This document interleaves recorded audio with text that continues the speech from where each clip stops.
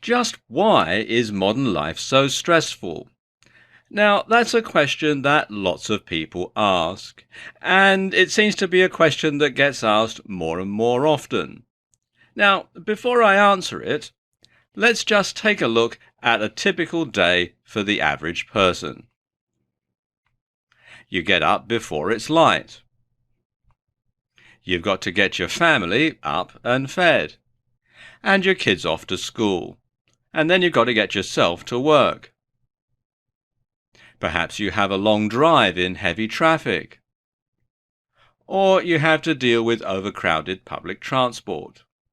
Either way, you arrive at work tired and in need of that first cup of coffee. Coffee, which of course is a stimulant which raises stress levels. And if you're like most people, your working day probably involves staring at a computer screen under artificial light. Lunch is probably something high in fat and sugar, and is eaten al desco. Work probably requires your complete concentration, and is likely interrupted by phone calls, conversations with co-workers, dealing with things that are going wrong, etc., etc., all up against a tight deadline. The journey home is a repeat of your journey in. Perhaps after work you go for a workout at the gym because you feel you're not getting enough exercise. Or maybe you have to cook dinner for your family. Then there's all the other stuff that you had to do at home, the laundry and the cleaning and helping the kids with their homework and getting them to bed and that sort of thing. And then you crash in front of the TV and maybe you doze off and sleep for a couple of hours, but then you wake up and you're even more tired. So you simply fall into bed exhausted. After a fitful night's sleep, you get up the next day and do it all again. And the day after that, and the day after that, and the day after that, and so on. Well, no wonder you feel stressed. So exactly what is stress?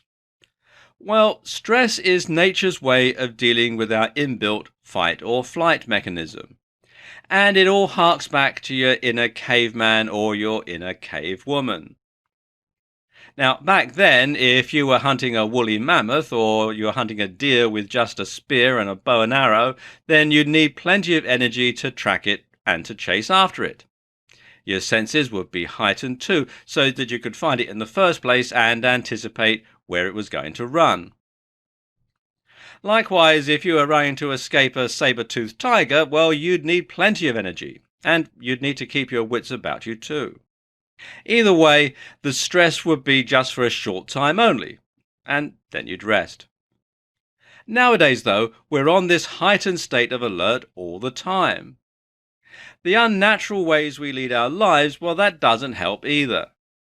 You need to learn how to program your mind so that the inner caveman part doesn't perceive everything as a hunting expedition or a threat.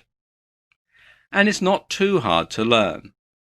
And once you can do it, life will become much less stressful, practically overnight.